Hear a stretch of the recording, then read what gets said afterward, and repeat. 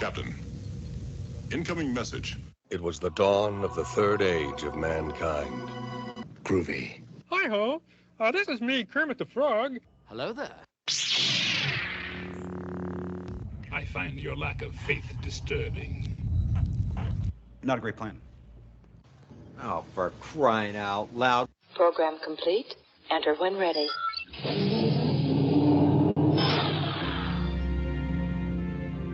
Let's see what's out there. Engage.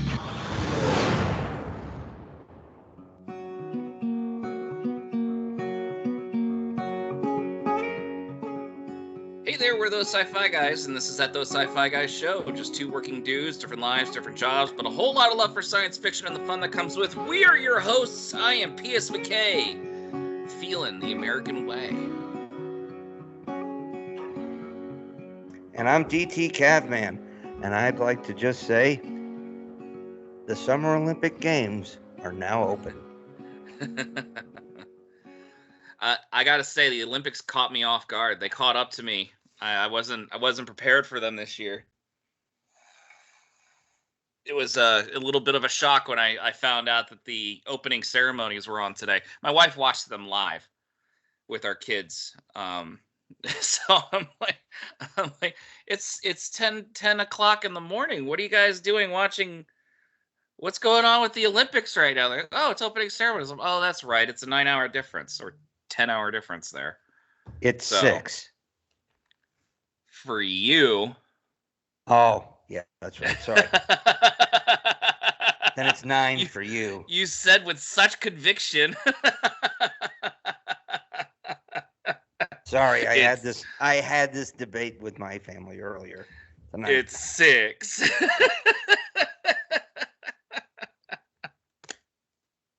What do you want I love it. I love it when I can actually, get back at you and be like, no, you are wrong. It happens so rarely. So let me relish it. In fairness, we're both right. Yeah. But I was telling the story from my perspective, so, whatever. Yeah, I know. How you doing, DT? I'm fine, amigo. Just Good. Just Dead air. Looking good to be here, man. I'm just, it's a little different because it's not a normal pod night, so. No, Friday night. Yeah, it is unusual, but we got a lot of time off coming up, and I'm not going to be around for the next 3 weeks very regularly, and then after that, you're gone. So we're actually like banking some of these pods right now. Yes. So everyone who's listening, Bankers. You can tell us, you can let us know who wins the gold medal count. I hope it's not France. That's all I got to say. As a card-carrying American.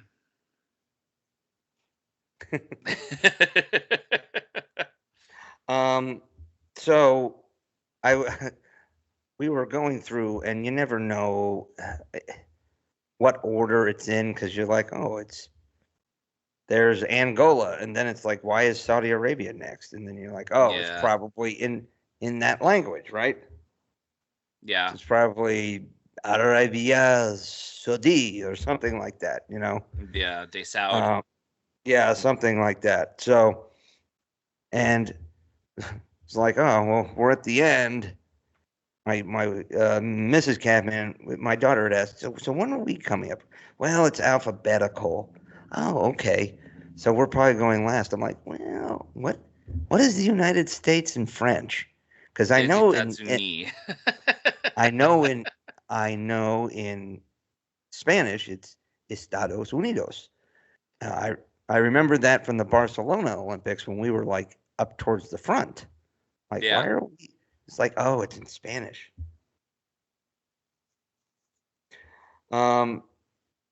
But They weren't in the E section today, I noticed, because I watched that section of the Parade of Nations. I have an answer for that, actually. Yeah, please do. Because I was curious, I just hit Google, where is the United States in the Parade of Nations? Because it was already over by the time we were watching it on NBC. It's like the United States is 204th in order. The penultimate spot just ahead the host nation, France, because we host the next Summer Olympics.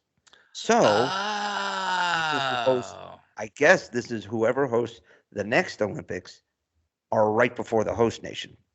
Yeah, interesting. Yeah, It's I those thought weird so. little tradition things, isn't it? Yeah, well, it rather than us just being our alphabetical order, that's kind of a neat spot when you think about it. You know, I knew that they had just announced Salt Lake. I had forgotten that we're doing it in LA in 28. So Yeah, that's the summer my son goes to college. We're debating whether we want to see any events if we can do so. 26 is going to be in Milan. Yeah. I don't care about that. I'm not going to Milan. I'm But I just can go to saying, LA. Italy, cool. LA. There's not really. I always enjoy the Summer Olympics way more than the Winter Olympics. Not that I have anything against the Winter Olympics. There's just no sports I play really in the Winter sports Olympics. in the Summer Olympics are more relatable. Well, ironically enough, when you're freezing Partners your ass luge. off in January here in the Northeast, what are you watching? Well, hockey, but sure, the NBA, college basketball, right? Right. But they play in the Summer Olympics. Mm-hmm. That's by design. Yeah. Well, Yeah. of course.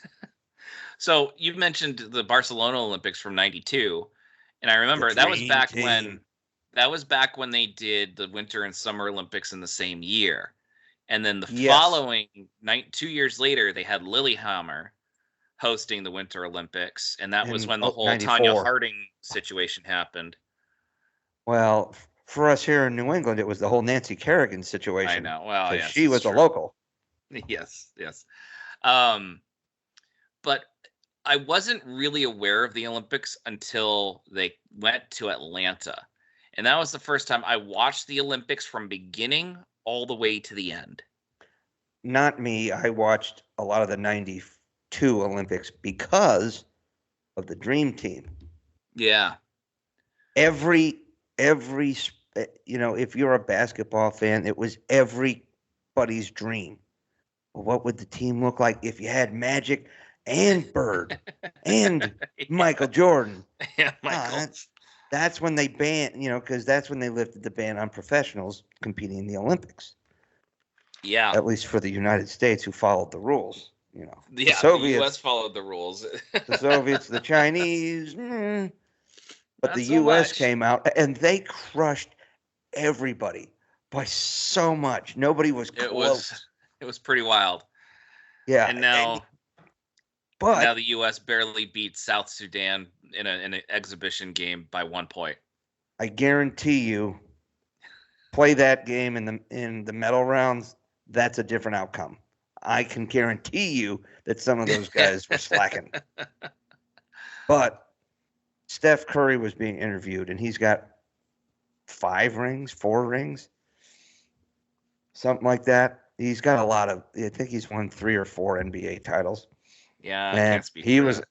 And he was like, he's like, this is so surreal, standing up there representing your country. Sure. Yeah. Is it the politically correct thing to say? Of course.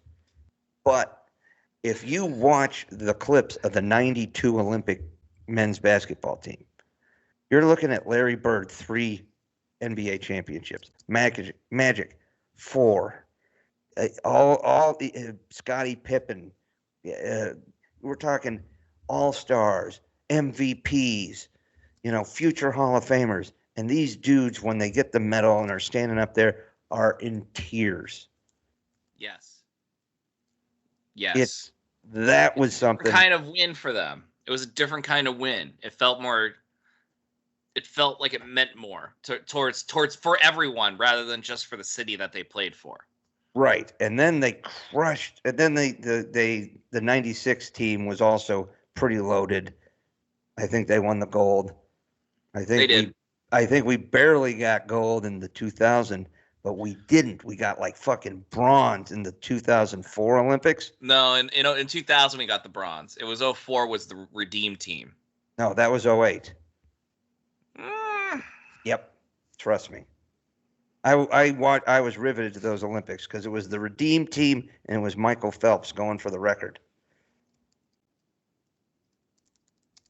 I'm gonna have to Google this. I'm sorry, because I gotta reset the files in my head if I'm wrong. You're gonna have to be wrong. Basketball Olympics 2000, and it's not telling me. Here we go. List of medalists and what the hell? All right, yeah. U.S. got nope. That's 1936. What the hell? I'm not looking for that. Okay, here we go. Sydney. All right, U.S. No, because Athens is placing the U.S. in the same. This doesn't make sense. This is stupid. Why can't I find a listing? Like, I mean, seriously, there's like 2000 Argentina. Okay, here we go. Okay, you're right. I'm wrong. They barely won in 2000, but in 2004 they got bronze. 2008 was the Redeem Team. You're absolutely correct, and I'm resetting the files in my head. Thank you. What can I say? Those were markers in my head. Welcome. They were markers in my head. I mean, that's what can I mean. You gotta eat this goat. What can I say except you're welcome? What? Crow. I eat crow, not goat. I know, but it just sounds better. So. Because I keep hearing The Rock say boat in my head, so it. Yeah. Yeah, man, I do. I love the Summer Olympics, and I'm a swimmer. My kid is now a swimmer. She is so stoked. She asked me. I was kind of stuck between a rock and a hard place. Mrs. Catman was like, "I'm tired. This has been a long week. Can we sit down and watch the Red Sox play the Yankees tonight?" I'm like, "That sounds great. Let's order a pizza. We'll sit down and watch." And my daughter's like, "The opening ceremony is at 7:30. Can we watch?" I'm like, all right, we got flip option. We're going to do that. And for the first, 25 minutes, 20 minutes of it anyway, was a bunch of yammering with Mike Tirico, Kelly Clarkson, and Peyton Manning.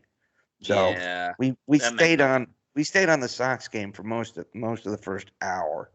And then we kind of flipped back and forth. We watched, and the French put on quite a display. I mean, quite a display. Boy. Some of it was very high concept art. Others was like mimes and dudes wearing all white Napoleon uniforms on BMX bikes. I know. It doesn't make any sense. Then there was the implied threesome moment, which was very weird. Oh, was that the one that was pre-recorded and they shut the door in the camera's face? Yeah, but it was this kind of androgynous individual, another possible male, possible female, just trying not to assume, but they were kind of all mixing and flirting in a library, and then there was very heavy subtext, and then they're shutting the door with raised eyebrows and stuff on the camera. I'm like, yeah, this is the Olympics. This is supposed to be family friendly. Here's the thing about that. The French, you will never find a bigger, exactly. They don't give a care, but you'll never find a bigger example of a contradictive culture than the French. They are completely wide open with free loving, laissez-faire, let the good times roll, let your freak flag fly. But when it comes to their culture, they are wildly nationalistic and wildly protective of their French culture. And there is no deviating from, number one, their language has been frozen since the 1700s. And they have an entire organization. Yep. They have an entire organization out of the government that is made to make sure that that stays that way.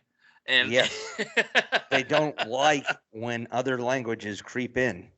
No, they do not. And they make sure that new things get a strictly French name. Yes, you can go visit this office at the Rue de Merde in Paris. Oh, you said shit road. I get it. I got it. If you watch the French Revolution part of History of the World Part 1, they are on Rue de Merde. I'm not doubting it. I never got past the bullshit artist part of ancient Greece in part 1. That was Rome, but that was also hysterical. B. Arthur arguing with Mel Brooks. Perfect. I'm a philosopher. Oh, bullshit artist. I had the money in my hand. I'm on my wine break. Yeah. See, I mean, it was good. I just, that movie came on at times when I just couldn't sit down and watch it, or I didn't have the attitude to watch it, Older comedies, you have to be in a certain mindset in order to watch. That's all. History of the World Part 1 is one of my favorite Mel Brooks movies of all time. I get so many of the jokes. Beethoven was also one of your most funniest movies that you ever saw in your entire life. So. At one point, maybe. You were still laughing and chortling about it days later. It was a funny movie. For whatever we were, 12. It was funny enough. But continue. I brought up an innocuous thing. The jokes hit on so many levels, and and the problem is, like, probably a lot of people our age won't get a lot of those references because they're very dated. There's a lot of very dated references. I just like old TV and movies and stuff, and I recognize a lot of the jokes. Anyway. But of course, Mel Brooks is fantastic and fantastical. Yes.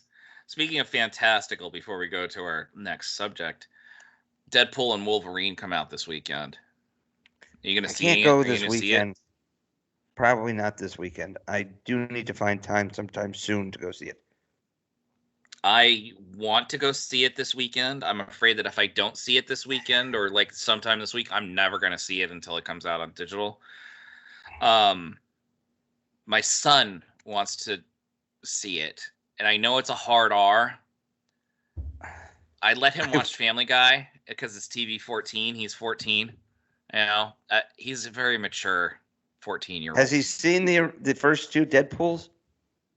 He has not. Now I think he's got to at least watch the first one. I know, and the first one, there's that one scene, Happy International Women's Day. I don't want him to see that.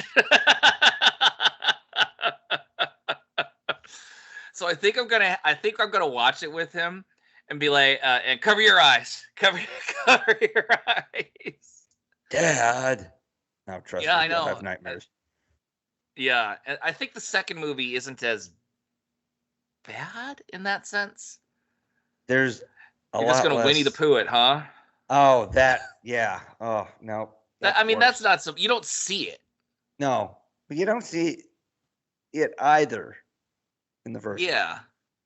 True, both are very implied, but one's way more traumatizing, and it was the part 2. I disagree. With the baby legs. Oh my god. That's from part 2. It is part 2, I know. And that's way more disturbing to me. All right, I'm gonna watch Deadpool with him. I told him that I would see Deadpool and Wolverine first, and then if it was more or less up his par, we'll go see it. But I needed to screen it first. I wouldn't be parenting if I didn't at least screen it first, right? I mean, do you agree with that at least? I mean, I said I was doing that for a lot of years with some of the Star Wars content to make sure it was okay for my kid, but now she's 13, and I just told her the Acolyte is not worth her time. You did, huh? I'm like, it's really not good storytelling. Okay. Did she seem And disappointed? he's like, okay. She hasn't seen Obi-Wan Kenobi or Andor. And to be honest with you, we're a bit behind on the Bad Batch. She is. Yes. So you and I are caught up. I mean, I've watched all of them. Yeah. Oh, travesty, by the way. I get out of recording with you the other night, and my son is finishing up dinner, and he stops, and he looks up at me, and he goes, hey, why is it that Return of the King, they destroyed the ring, but there's still 45 minutes left in the movie? And I'm like, what? Did you just watch the entire trilogy by yourself for the first time? It's like, yeah. I'm like, I was supposed to watch that with you. It's like, Yeah, by the way, my kid oh. and I have watched the first two movies. She likes them. We started that like 8 months ago, and we haven't gotten to Return of the King yet. I'm just like, I'm freaking devastated. I'm not devastated. I'm like, damn it, it's my fault. It's my fault that I didn't set that expectation that I wanted to watch them with him. So I can't blame him. They are good movies. They are great movies. And he's like, well, what about The Hobbit? I'm like, no, no. No. If you need a shoulder to cry on, son, we can watch The Hobbit together. Yeah, but no. Here you go. This is Rankin Bass. Yeah, We'll watch the that was a good one. 1970 version. The 1970s version tells it pretty well. So, but yeah. Anyway, so he's like, "Oh, I'm sorry." I'm like, "Yeah, well, there's 3 endings, so deal with it, man." There's even more in the book. I know. They cut out like 5 chapters of the book. The Scouring of the Shire and Company. Well, yeah, retaking the Shire just felt very anticlimactic from a movie standpoint. I mean, all conflicts had to be done after seeing all of that, you know. So I don't begrudge that, but that's the other. Yep. That's a whole other issue. So anyway, that being said, speaking of fantasy, we are retreading or re-examining some more normal movies that have fantastical elements to them. So I was talking with Mrs. Kaufman about this a few nights ago, actually, what the podcast was about, and she's like, "Oh, there's a lot of books out right now," because she likes reading historical fiction. There's a lot of books out now right now. They call it magical realism. Magical realism, huh? Yeah, I like it, but I'm not going to use it as a title. I know. I'm just throwing it out there. I mean, that's a good genre description. I agree. I mean, that's kind of what my books are. Your books slide into more full fantasy, I would say, because of the mythology that's tied in. You're right. There is an outright magical, fantastical element to it. What, did you read it? Anyway, we're already late. We need to get on with our subject. I already tried starting it. You brought it up. Yeah, I am continuing with this. Okay. Magical realism, right? It fits with what we're doing. Another good title. So, you said you had a couple, so why don't you lead off? Okay. I'm going to start off with a pretty solid one, and I think you'll enjoy this. What Women Want from 2000, Mel Gibson and Helen Hunt. And there was a reboot sequel. There was a reimagining with the genders reversed, which I didn't see it. It was a soulless cash grab. Yeah. Yes, that was. I think it was Mel Gibson. Tiffany Haddish. No. Who's the one from Empire? What Men Want. It's What Men Want. It's yes. Shoot. You're right. Yeah, now we need to give credit to it. Damn it. It's like 2019. This is when Taraji P. Henson.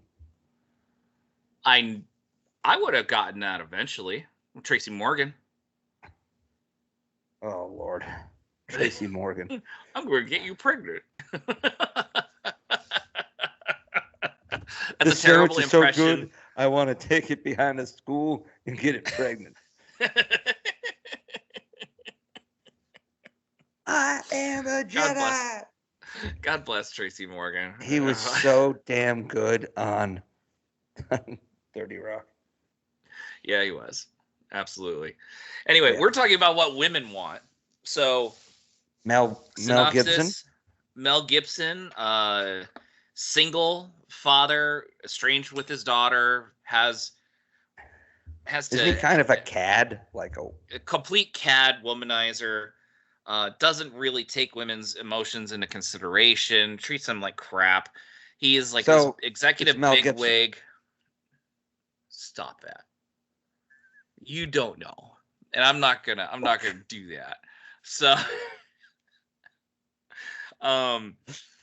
but he treats his female employees with a lack of respect, and a lot of his daughter and such. Yeah, and he's a big time advertising exec, but he's like kind of in a rut and trying to figure out what the next big campaign is for their next client, which is eventually going to be Sears. And that's dated, by the way. Speaking of which, but he's has to face the prospect that his daughter, who hates him, is going to be spending time with him and staying over at his place for the time being. And and they hire a new female exec, Helen Hunt, to come in and take charge of the new Sears account and figure out the next big ad campaign. Well, not Sears account. Was it Sears account? No, it doesn't matter. It's something. No, it is. It does matter because he needs to know. He needs to start thinking like a woman. And so the fantastical element is he needs to get one over on her so that he can stay the big dog. So one night he drinks a couple bottles of wine. He starts putting makeup on, wearing the stockings and stuff. And then as he's wearing nails and things like that, his a hairdryer falls onto the ground where there's a whole bunch of water and it electrocutes him. And he passes out. Next morning he wakes up. And suddenly he realizes that he can read what women are thinking. Not their minds, but he can just hear what they're thinking in their heads. So just their immediate inner dialogue. You can hear the inner voice. Yeah. And so he uses it to his advantage with Marissa Tomei, although he gets overwhelmed by it, and he learns his lesson there. And then he starts to realize, oh, wait, I can use this to get one up on Helen Hunt. And then he slowly, quietly steals her ideas as she develops them in her head. But since she never verbalized it, she thinks that he came up with these great ideas that she was coming up with. And so it eventually comes out to be like Mel is the leader of this great new ad campaign for Nike. It was for Nike. But there is this neat thing about how advertising to women really reinvigorated Sears sales with "Come see the softer side of Sears." All true stuff. I recommend pulling up some of those commercials. It's a really fun watch. It's interesting. It's especially from nowadays perspective. Anyway, at this point, he starts to learn to treat women better. He wants to be looked upon as a better person, and he uses women's thoughts to, help change himself. He helps a young intern who's very depressed from doing self-harm in the last nick of time. But in the process, and he wins over his daughter through the same process, trying to anticipate what she needs. All he really needs to learn is that he just needs to listen. And that's it. That was the moral of the story. Listen, treat people treat women like people, which he didn't. and listening is almost as good as reading a woman's inner monologue. Not as strong, but anyway, he loses the ability, and he has to. But he gets the account. He gets Helen Hunt fired, and then he has to confess to Helen Hunt because he fell in love with her during this whole process. Yada yada. I found the movie flippin' delightful, and I was a 22-year-old college kid. Okay. Did you see it? I did not. Okay. So here's another thing. When I was with my then girlfriend, now wife, I had just come back from seeing this movie on cable, and I asked her, well, what would you do if you could hear the thoughts of the opposite gender? And she goes, and I'm thinking, well, I'd be able to use it, for negotiating practices, and maybe go to the UN and try to figure out the best deal for the United States, different things like that. My wife goes, well, I'd probably use it to figure out what my partner really wants and what he's trying to say. And I'm like, oh, yeah, you're a better person than me. Yeah. And that was when I knew I was marrying her. No, I knew well before that. But so delightful movie. If you could find it, I mean, I do suggest it as a watch. It's a neat throwback to pre-2005 cinema, where things were still happy in the country and optimistic. The colors were still true on the film. Like they didn't put some kind of color grade to it or anything. I don't know. It worked for me in Band of Brothers. Well, I'm just saying. It was very like sepia tone washed. Yeah. Well, but I think that added Private Ryan. Well, yeah, I think that's where it started. I mean, it's Spielberg Hanks, so I think it gave it a very. It was an oversaturated, sharp look. No, it was very flat and very grayish.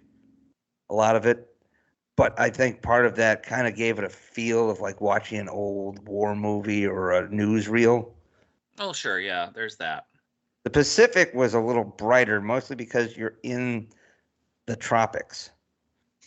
Well, they would have to do that. The air is very vibrant.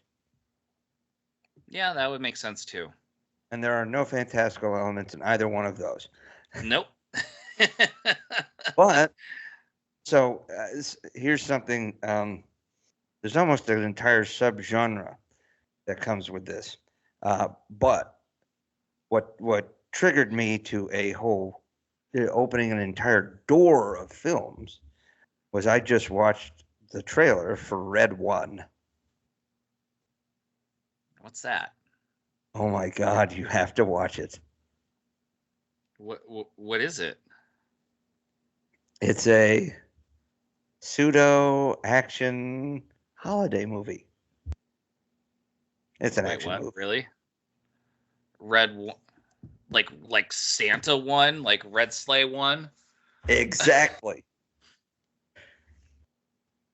I don't even want to spoil it for it. I don't even want to spoil it for you. You've got to watch it. Do you want me to play the trailer? If we had started earlier, I would say play the trailer, then we'd come back. But not sure. Why not? Play it right now. It's like a 3-minute trailer. All right, folks. Stand by. We'll be right back. 497. 498. 499. 500. Let's go heavy. Got it. Oh, J.K. Simmons. Strong, Nick. Go on, brush your shoulders off. Red 1 is on the move. Evening, ladies. What are you so excited about? Of course, your boyfriend's here. Okay. What is this? Who's with Red? Reach! Someone took Nick. We're gonna find him. I'm bringing in Jack O'Malley. What? He's probably the best tracker in the world. You guy's a legend.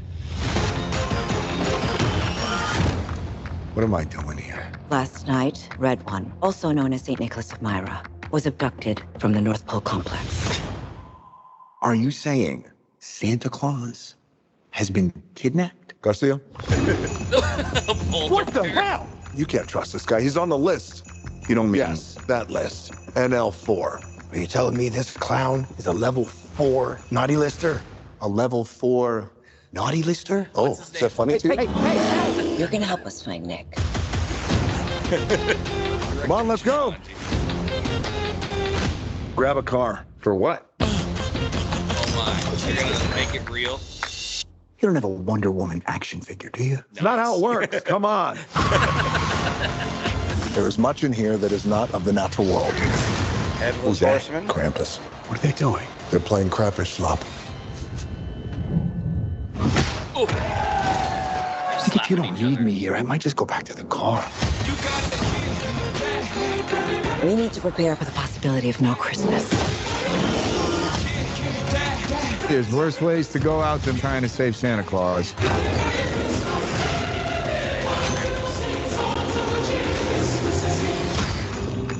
We got snowmen! Yes. Giant golems of snow and monsters. Why is he not melting? That was so disturbing. They just put it together.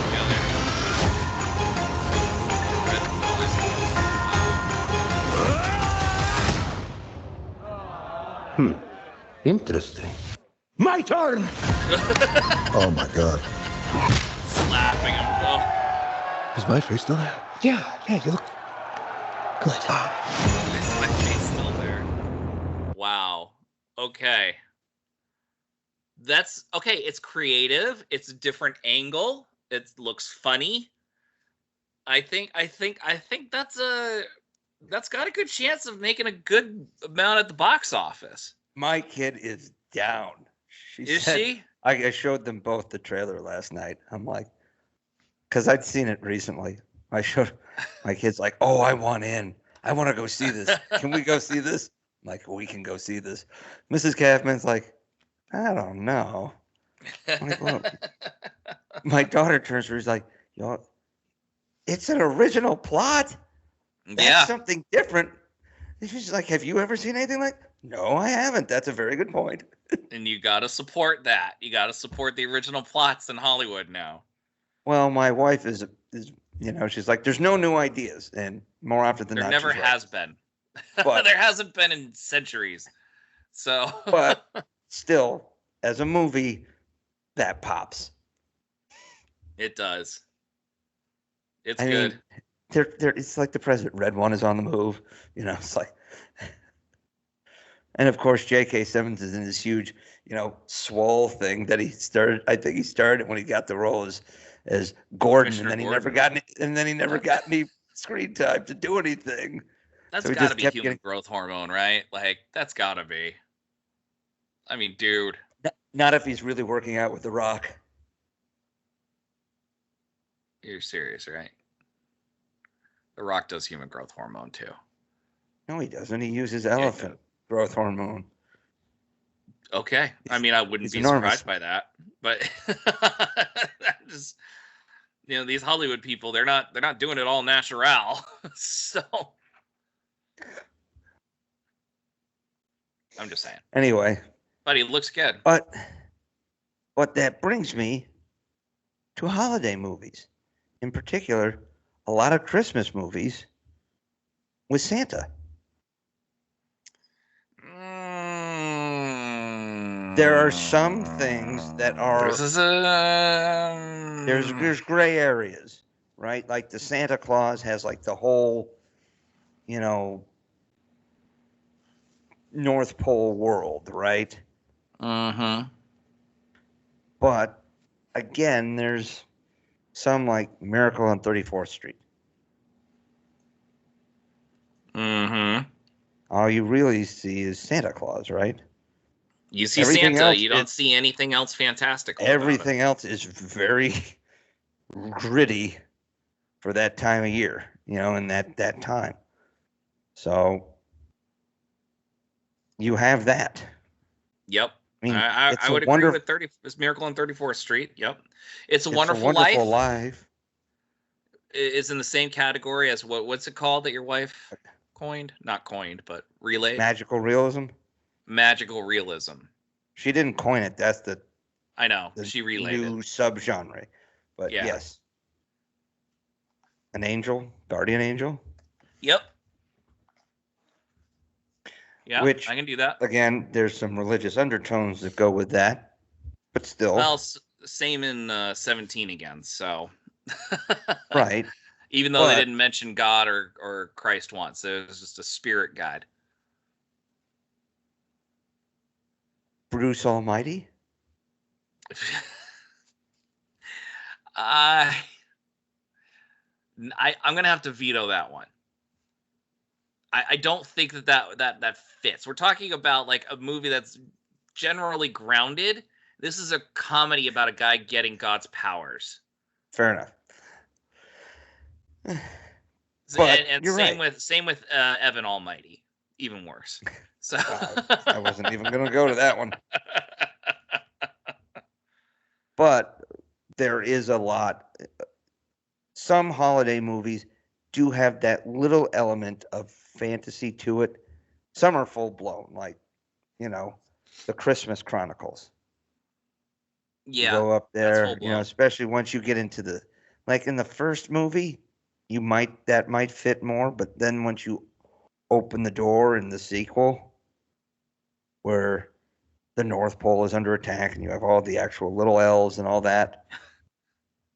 Yeah. But the first movie,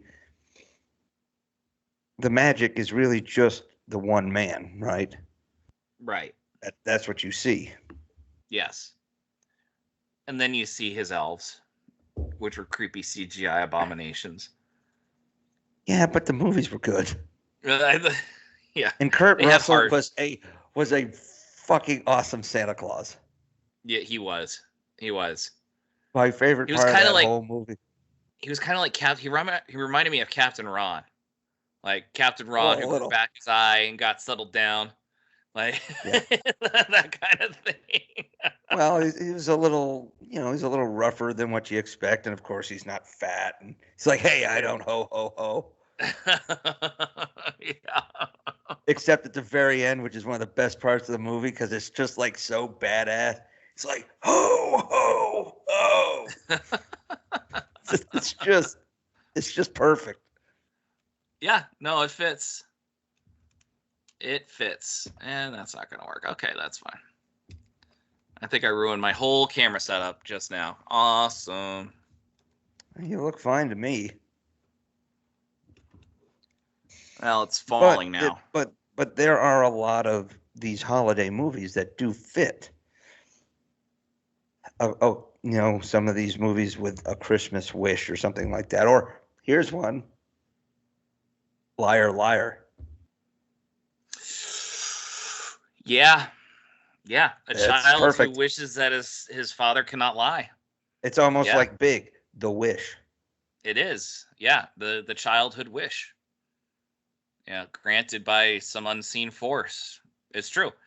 And freaking fracking, man. That was probably the first. That was probably the first like Jim Carrey movie that had overall heart to it. There was a little heart in Ace Ventura, the first one, and The Mask a little because what the heart in at least especially in Mask was Stanley. Well, he played a character who played it straight. Yes. Okay. So there was a straight element to the movie. Well, actually, ironically enough, that movie fits this. Yeah, you're right. Everything else is normal except for this one stupid mask. This is true. They're caught in the middle of a gang war. And a hopeless romantic who writes to Dear Whoever columns, watches cartoons and hangs out with his dog. That's it. he gets this mask and he becomes this living cartoon character. Unstoppable force. Yeah. All right. I can get with that. Damn, it was funny. It was funny. You know, he's doing the conga line, you know, doing the Ricky Ricardo, you know, Cuban Pete. Yeah. I thought that was that like an original? No, it was like something that Desi Arnaz as Ricky Ricardo had done or something from I Love Lucy. Which of course fits someone in. Who watched nothing but cartoons would have been exposed to Exactly. Would have watched I Love Lucy probably too. Exactly. It was just so slapstick funny. But it was also kind of dark, you know, like the shootout with the cops and the mobsters, like when the mask interferes and robs the bank, and then the dude's like trying to getting his buddy the whole "Don't die on me, man." There's some dark-ish moments in that movie. I would say, yeah. I would say. I think it was based on a comic book, which I guess was really dark. I wouldn't be surprised. I mean, Teenage Mutant Ninja Turtles was dark as a comic. Yeah. They were all red. All right, I got one for you. I got to tell you, the mask was off the hook. I've only seen it once. And it's worth a rewatch. From Blockbuster. Way back when, 1995. It's worth a rewatch because it's just Jim Carrey going wacko. It's like watching a dude become a living cartoon. Well, that was the sell because that was when they extensively used CGI. They did, yeah. Grotesquely. But Jim Carrey he's so rubber faced that the movie was like perfect for him. Yes, this is true. Know, I mean, he crushed. He went back to back with that and Ace Ventura, and just blew up. Then it's Dumb and Dumber, and he's off to the races. Dumb and Dumber, he had 3 massive hits all in a row. Yeah, in like a span of a year and a half or something like that.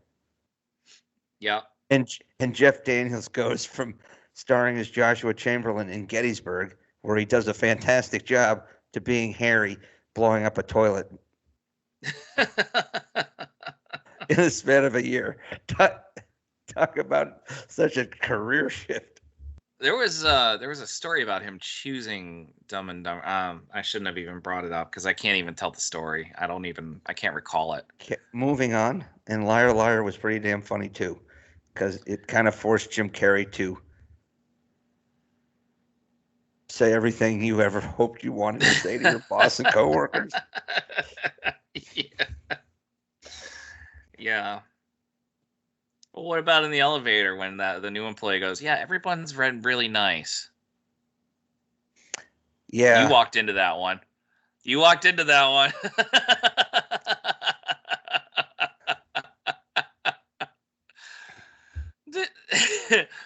Anyway, Hot Tub Time Machine, everybody.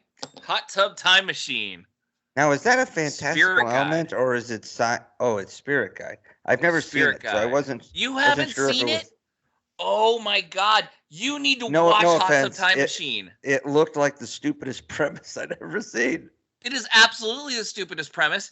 And what's his name from The Office? That guy, Craig Robinson. Craig Robinson, yeah. Literally, they wake up and they realize that they're young again. He's looking down. And he goes, "It must have been some kind of hot tub time machine." And he looks up at the camera as he says it, like, fourth wall, mugging the fourth wall. But yeah, that was in the trailer. It was, that was the hilarious part. It was in the movie too. My point is, you got one guy who apparently tries to commit suicide off himself, and he's divorced, huh? Rob Corddry. Hottie. Well, he uses a car in a garage, but yeah, same thing. Anyway, his friends who, don't want to deal with him because he acts like such an a-hole are like, well, you know what? He's probably feeling lonely. He's in the middle of a divorce. let's recreate our high school trip to the mountains, ski trip to the mountains, and try to get his mind set right. And so they go up to this this ski resort that has definitely seen better days. Like just like awful rundown. Crispin Glover is the bellhop with one arm, by the way. He's got one arm. And sounds vomitous already. It's interesting. And so that night they party real hard, and Rob Corddry has like this special Soviet Union energy drink that he drinks, but it falls into the hot tub as they're drinking, and they all fall asleep in the hot tub because they're so blasted. The next morning they wake up, they're like, all right, well, let's get to the mountains. They don't realize that they're in 1988 yet, but they're up on the mountain. They're like, I thought there weren't a lot of people here. Place is just teeming with people. And they're like making jumps and doing these really acrobatic moves. And Rob Corddry's like, I feel amazingly good for having drunk so much the night before. And John Cusack's like, I feel like a god right now. This is amazing. And then they get back to their rooms, and they see in their reflection their younger selves.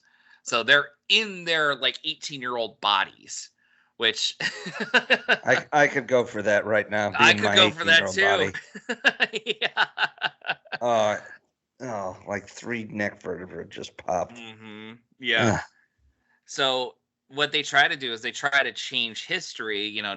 John Cusack tries to get the girl that he always wanted. There are some things about history that it doesn't happen. Finds out that they brought John Cusack's nephew along, who was like in his early 20s, and he's observing the 80s for the first time as himself. Like, it's pretty hilarious.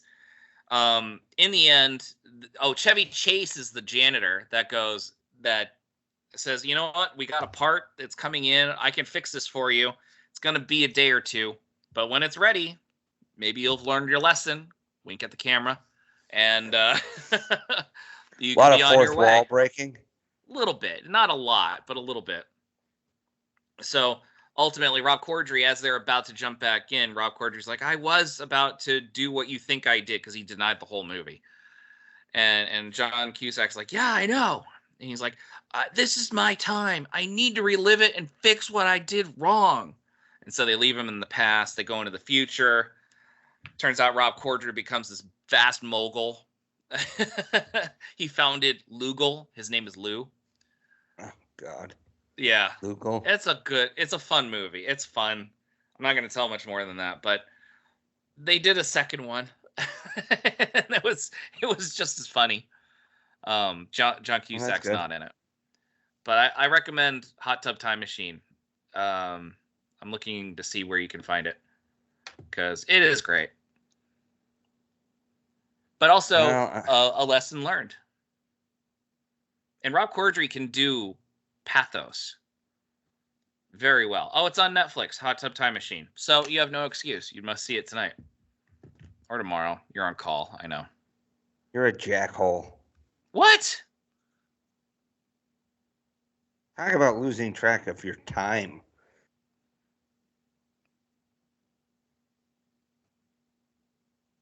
Dead air. It's watching it tonight.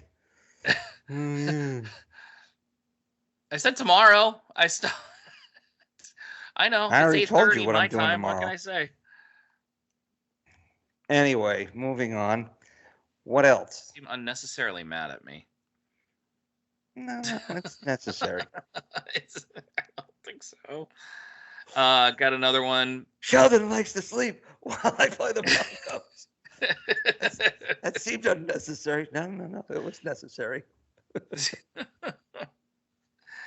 Have you seen the movie Just Like Heaven? Reese Witherspoon, Mark Ruffalo. Oh, God, no. No. Okay, so Reese Witherspoon is this up-and-coming doctor in San Francisco, and she gets into just awful. Diving nose deep into every rom-com. Dude, I love rom-coms. I love them. Fair enough. Didn't know this? You didn't know this? I love rom-coms. It's a guilty pleasure of mine. And I make no apologies for it. If there's a good rom-com, I'm all for it. So Okie dokie. Anyway, she's an upcoming doctor in San Francisco. She gets into a really bad car accident.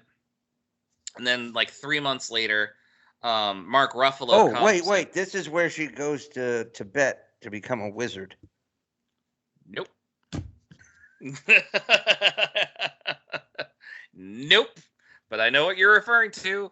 And I know, it's a very strange movie. Very strange. Super strange. But she is a doctor. So and there is Mark Ruffalo around somewhere. He is somewhere. Mark Ruffalo comes. Spoiling something. He sublets her apartment. And as he's there, she shows up. And she's like, "What are you doing in my apartment?" And like he gets all like freaked out. She's basically haunting him, and she doesn't realize that she's supposedly dead. And he has to come to terms with the death of his wife. She teaches him to deal with that grief, and then they realize that she's not really dead. She's in a coma. I've seen this movie before. Have you? Called Ghost Dad. It's similar. Yeah, similar. I thought about bringing up Ghost Dad too, but the Bill Cosby element, Now it's a scary very similar. Movie. Very similar element to Ghost Dad. Anyway, Mark Ruffalo. Oh, they revive her. They're able to get her spirit back into her body, but when she wakes up, she doesn't remember anything about Mark Ruffalo. So. Oh, don't worry. He'd spoil the ending for her anyway. Yup, he would. So it's the very end of the movie, so it's not like a long like attempt to courtship, but eventually she starts to remember elements of him, and she's like, okay, well maybe we can go out. Something like that I can remember. Just like Heaven. Delightful flick. If you want to see what the missus, if the missus is into that kind of thing. Oh, she is not. Okay. Well, she is not into rom-coms. You two birds of a feather, then, that's for sure. Now, Brooks, on the other hand, she's all in.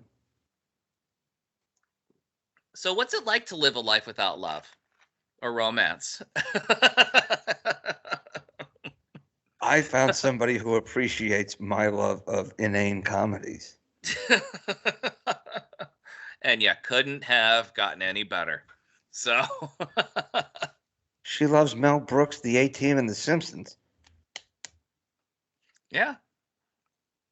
I'll admit, the missus does not like Family Guy. Like she does not like Seth MacFarlane humor at all.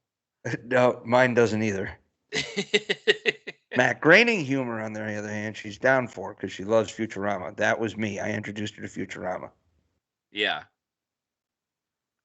So she went to Comic-Con last year for two things: meet LeVar Burton and listen to the Futurama cast. Well, there we go. The fact that she ran into a group of people cosplaying as Spaceballs characters was icing on the cake. Icing on the cake. There it is. Oh, and the one person dressed like B.A. Baracus. Was he white? Mr. T. No. Okay, good. Okay, good. What's it from Family Guy? They win at the TV convention. And your winner is the A-Team with the real black guy. Yeah. They cut to another group, and the guy's like, "You can put out the cigar, Morris. Thank you." Yeah, it was good. Well, that was like a Big Bang Theory joke where they did a costume contest for New Year's Eve at the comic book shop. Right. And the winner was the Justice League with the real Wonder Woman that's played by a girl. That was Penny. So yeah. Same element. So do you have another one?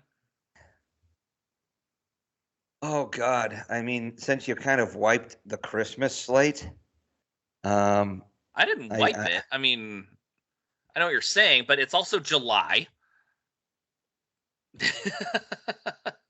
but it's still valid. I would say half of the Christmas genre is valid. Oh. Okay, here's one. You'll appreciate it. Maybe. It's a Hallmark movie. Oh, Christmas at the Biltmore. Was that the one with Will Riker? Yup.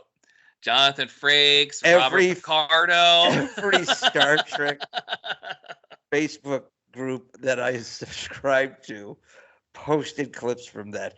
Yup. A woman who is a party planner accidentally goes back in time to 1940s Biltmore, where she falls in love with, or 1930s, really, possibly, falls in love with an action star of that era, and yeah. His name was Will Riker. Will Riker was like the caretaker and the custodian of the Biltmore in modern age. But Robert Picardo was a studio head in the 1930s. So it's just wild. I have one for you. Okay. I got two more official ones after this. Maybe one of the best cases of this ever written and then put to film. A Christmas Carol.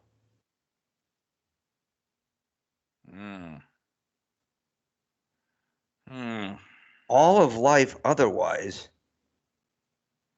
but the ghosts that haunt Ebenezer. Which could be considered if nothing more than a fever dream. Could be. What was it? More of gravy than grave about you or something. Yeah. Yeah. My favorite version of the Christmas Carol is the Muppets. The Muppets Christmas Carol. That's it's terrible the best joke. I love it. It's the best one. What was it? Jacob and Robert Marley? Didn't they invent the brother just so they could have Statler and Waldorf? Yes, they did. Haunt and mock it. Michael Caine's performance as Ebenezer Scrooge is one of the. And Watch Mojo did a list of like best additions, and his Scrooge is one of their top ones. And Michael Caine has said he just went in and he played it like he was doing a regular Christmas Carol. And that's what made it so good. He didn't mug or anything. He played against Kermit the Frog like he would be playing against a human actor as Bob Cratchit. That's how it's supposed to work with the Muppets. That's how the Muppets work. Like every now and then, giving into the silliness is sometimes fun. True, but you're absolutely correct that Michael Caine did it the right exact way. But you know who disagrees with you? That was wonderful. Bravo! I loved that. Oh, it was great. Well, it was pretty good. Well, it wasn't bad. Well, there were parts of it that weren't very good, though. It could have been a lot better. I didn't really like it. It was pretty terrible. It was bad. It was awful. It was terrible. Take him away. Hey, boo! Take away. It's that You're part welcome. that gets me. Take him away. The desperation. Just them resorting to booing at the end. Boo! Yeah, boo, boo. First time I heard that, I was on a CD. I almost drove off the road. And when I finally got to it on the Muppet Show TV rewatch, like when I think it was in like season 4 or 5 or something. So I had to wait till like 2020 or 2021 till all of the seasons of the Muppet Show hit Disney Plus.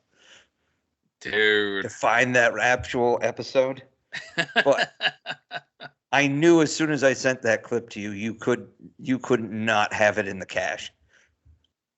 No, you are absolutely correct on that one. That is the gift that keeps on giving, everybody.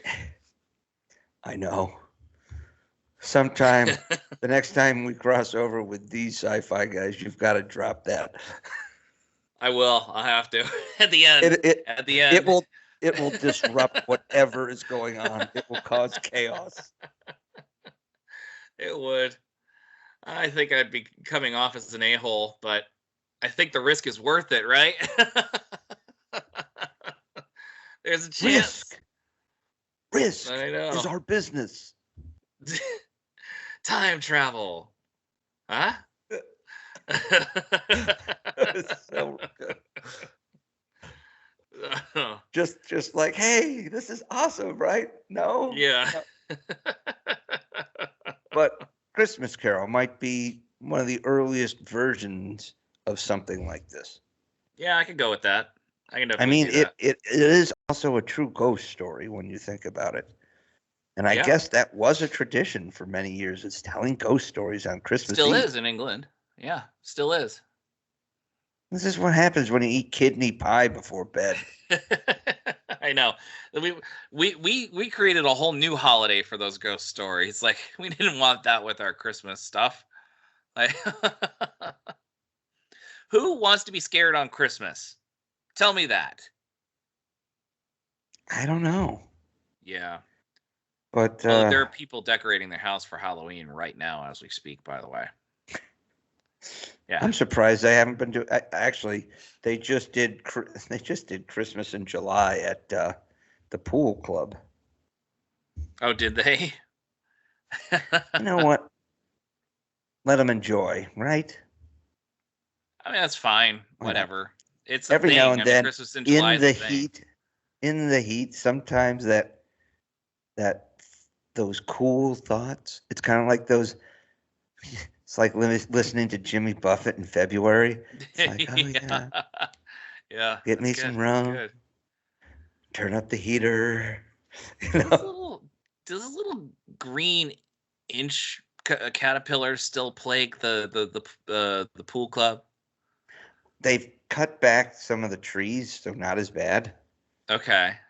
All right. I remember that was a blight on my childhood. Those were fine. It was the gypsy moths that would get into your stuff and like bite you or like. I have no recollection of that. None. Yeah, and the gigantic horseflies. I remember those black beetles, like during the summer of '92, with like the big like shank that would come out of its abdomen area, like on their rear. Do you remember those things? Maybe. Like, they're scary ass beetles, and I never saw them ever since that year.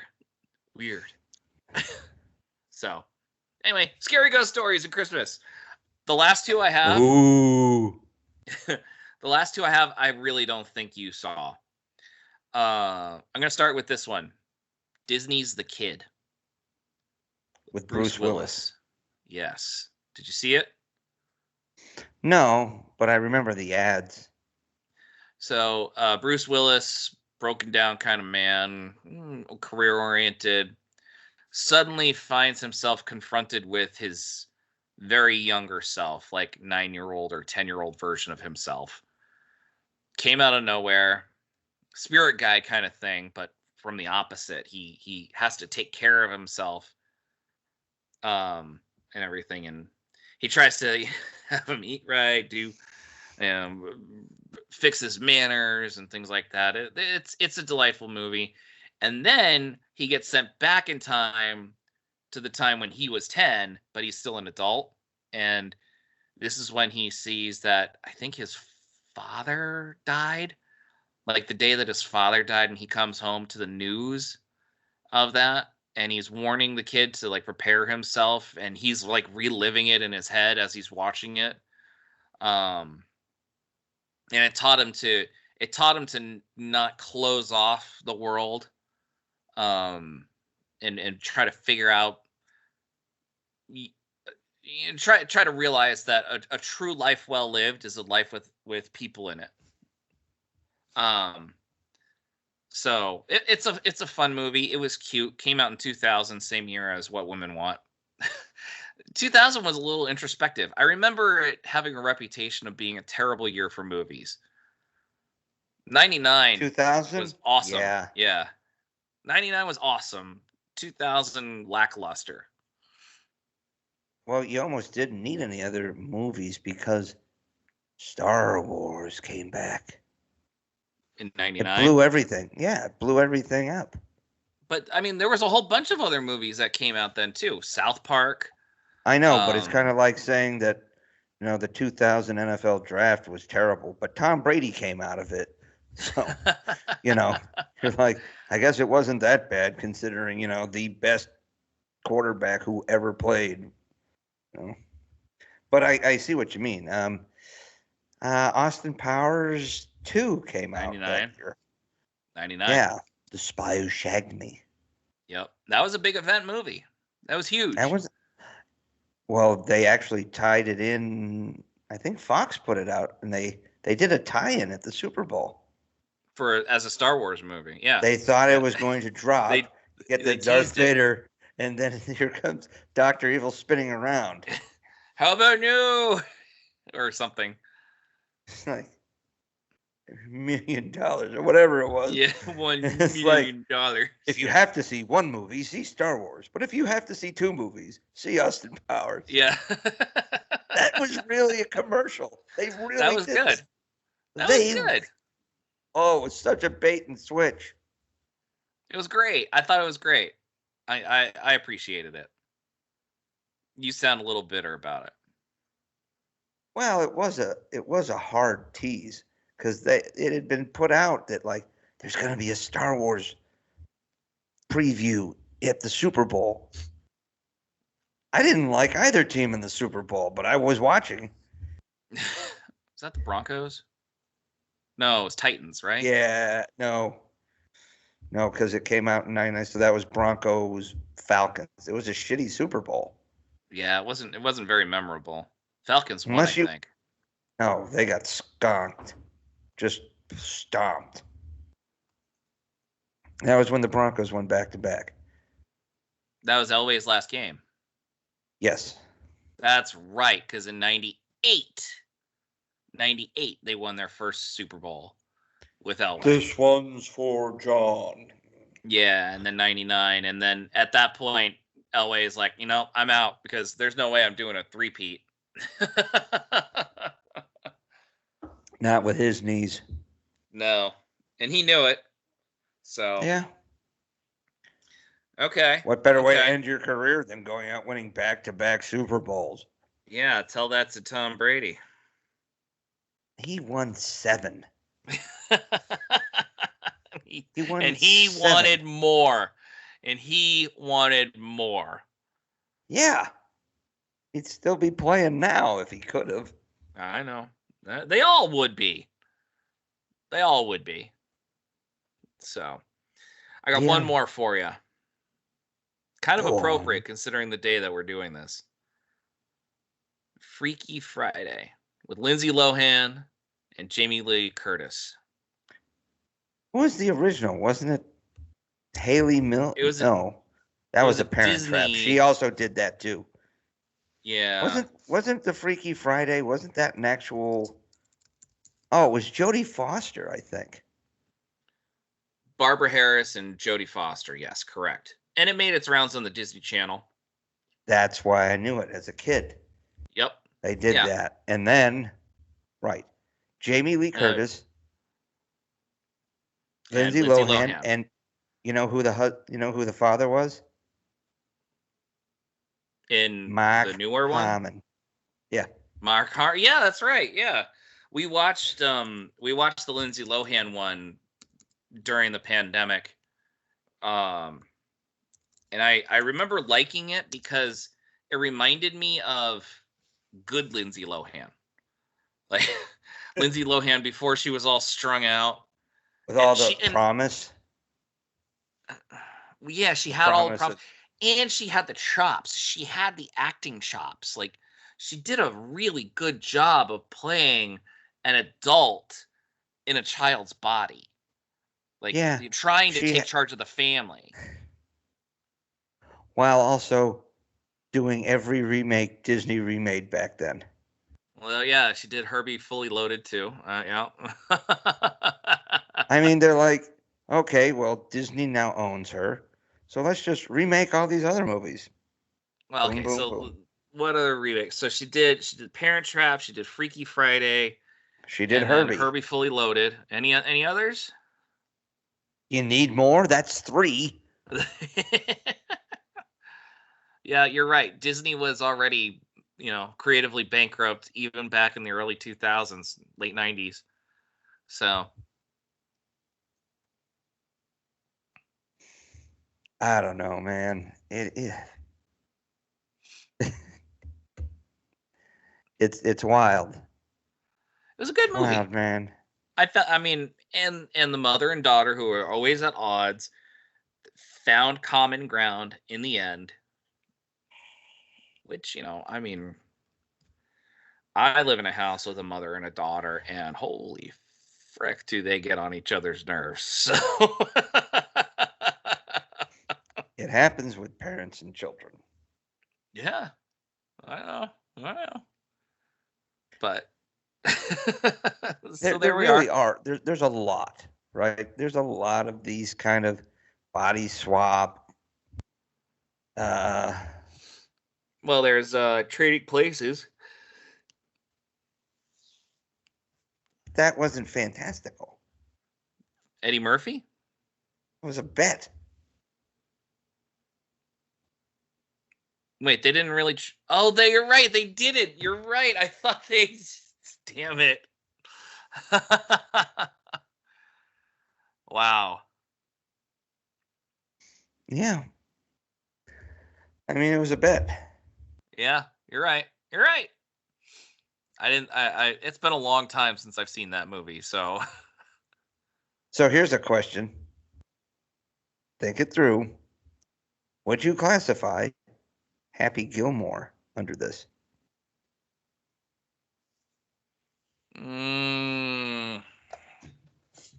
He clearly had Chubbs coming to him in his mind at the end of the movie. No, I can't.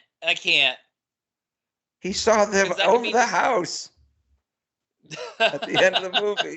He's waving to them. It was like Luke at the end of Return of the Jedi. Yeah, that could be contributed to a fever dream of winning.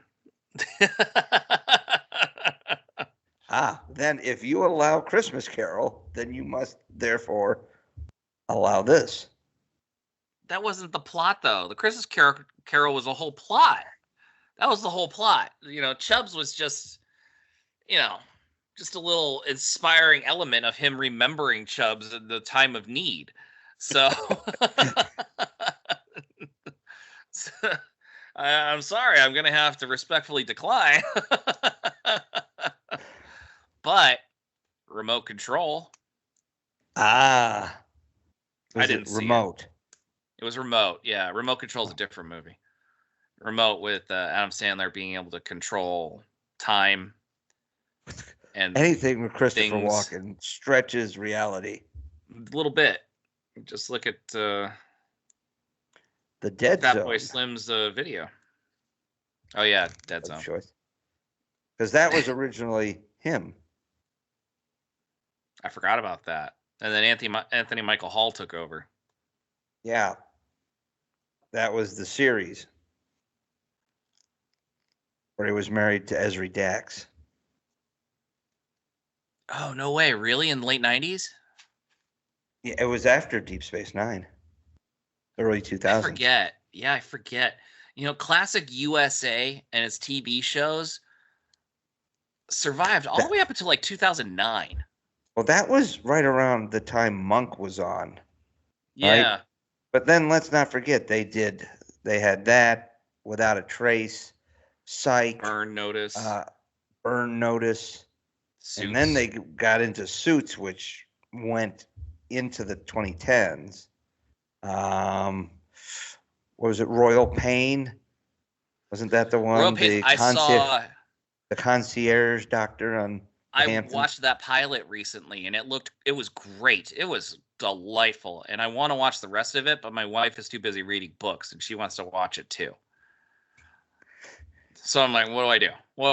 They had very good programming. I mean, I really think it was Monk that kind of really blew the doors open for them. Yeah. Because then they were like, well, USA did this now, and it was huge, so they started being able to do, other things. Yeah. And they did a good Anyway, job of it. The Dead Zone, about a man who gets the ability, some precognitive ability after a coma.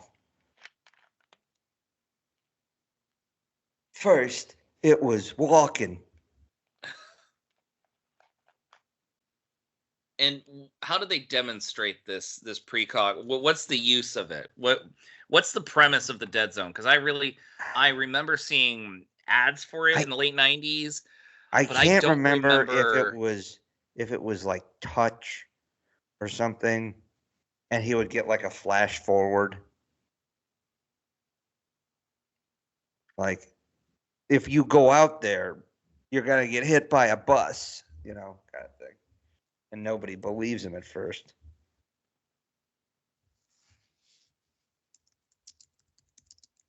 You're making me look this up now. I will do the Anthony Michael Hall one that came out in 2002. Mm-hmm. Johnny had the perfect life until he was in a coma for 6 years. When he awoke, he found his fiancée married to another man. His son doesn't know him. Everything's changed, including Johnny. With one touch, he can see things. There you go. He's a Jedi. How messed up is that, though, that his wife went ahead and married someone else while he was still alive? I don't know. Maybe they declared him legally dead. Who knows? Couldn't do that with Terry Schiavo. Maybe they declared him legally Canadian. That'd be easier. That would be same outcome. I love our friends to the north. I'm just teasing because Nicole DeBoer is Canadian. Yeah, you can tell. She's too cool. Patter, patter. Let's get at her. Pitter patter. Let's get at Pitter her. patter. Pitter patter. Pitter patter, boys. Now, Bird pass. Take about 10 or 15% off their Squirrely Mac.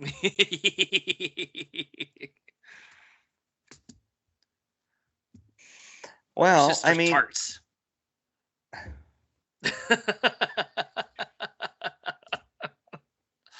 She makes good tarts. D-gens from out west. Yeah. What can I say? Except you're welcome. Well, anyway. Look, there's plenty of others that I'm sure that we've missed, and tomorrow we'll go, damn it. Damn it, yeah. Which like is always, usually how every time. This is usually how we get part twos. Yeah. Well, if we don't did say part it, 3. if we don't say it in the episode where we like, oh, well, we know there's more that we haven't gotten to, it's usually a son of a bitch. I forgot these 5 TV shows or movies. It's because true. do you remember a TV show back in the late 90s called Early Edition? Remind me. It was Kyle Chandler. He would get a newspaper from like the next day. Oh. And he would try to go and head off issues. Oh shoot, that sounds like a good show. His name is Gary Hobson. He gets tomorrow's newspaper today. He doesn't know how. He doesn't know why. All he knows is when the early edition hits his doorstep, he has 24 hours to set things right. Make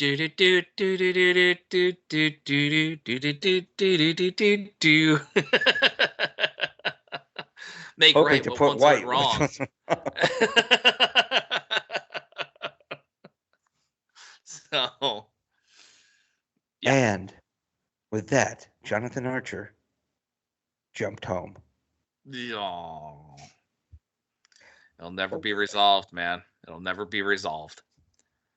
Yeah, he's lucky he got a series finale on NCIS New Orleans because he really didn't get one in either of his other two big shows. He did not. He did not. You watched It's Always Sunny, right? No, we keep having this conversation. Damn it. I haven't watched it. He does a cameo in there, and he's like, Ziggy, get me out of here. Ziggy! Yeah. And then he leaps out of there, actually, funny enough. So, it's, yeah. Look, I actually like things that have this little... there was a TV show back in early 2000s. It was starring Steven Weber right after he finished up on Wings.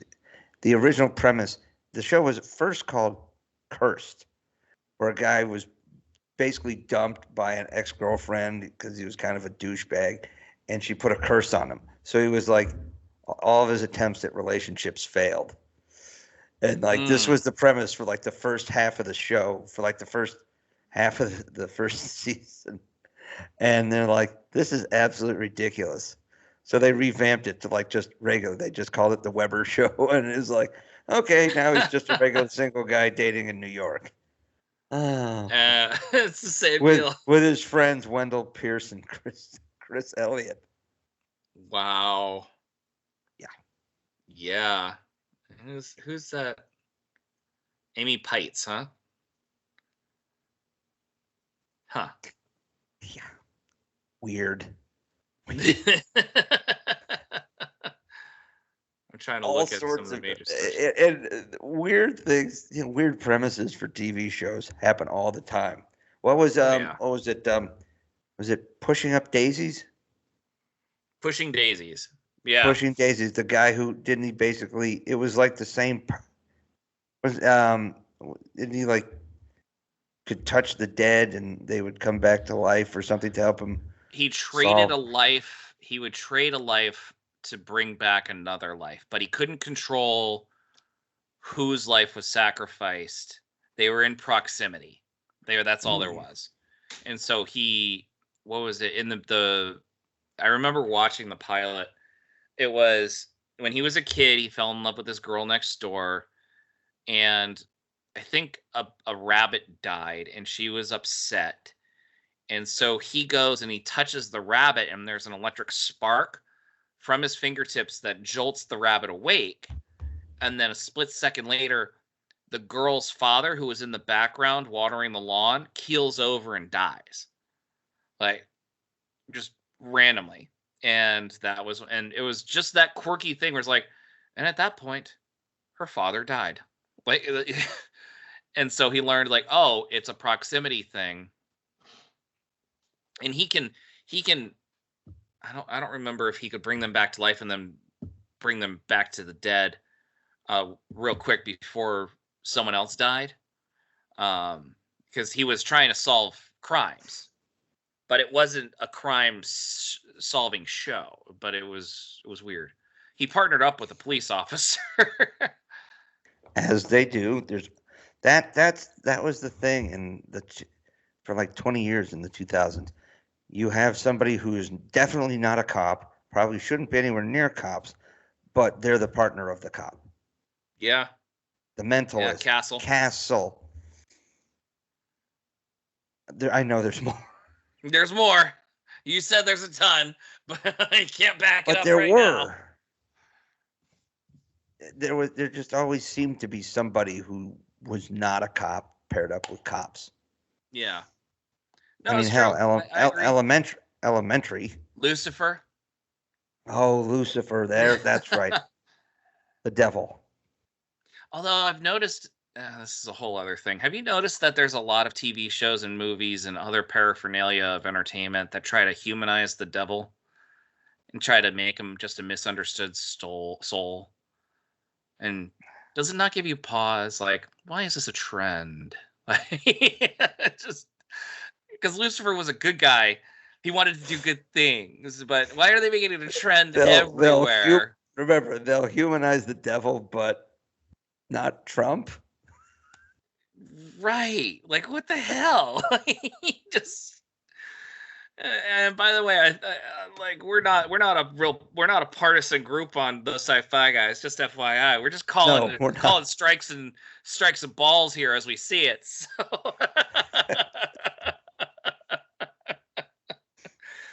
But yeah, does that not concern you? Like, what's with the sympathy with the devil all of a sudden? Maybe we've gotten a little too cozy. I don't know. A little. I don't know. But on that note, anything else you'd like to add? All I can say is, it's the Olympics. For our international fans, I wish you all an enjoyable watching of the Olympics. Root for your country. Enjoy it. Enjoy the pinnacle of sports where you do get examples of some of the best sportsmanship you might ever see. And hopefully there's a lot less scandals. I agree. But from DT Cavman, go USA. And I am PS McKay. We are those Sci-Fi guys. Till the next time, you guys keep dreaming. We'll keep working. It's out there. And Team USA, don't get anyone pregnant. We'll see you on the top of the podium.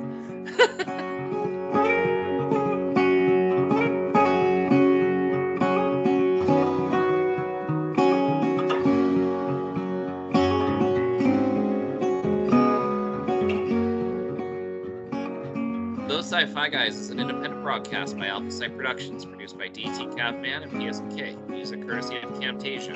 For more information on upcoming episodes, follow PSMK on X at PSMK, or go to thosesci-fi-guys.com for past episode information.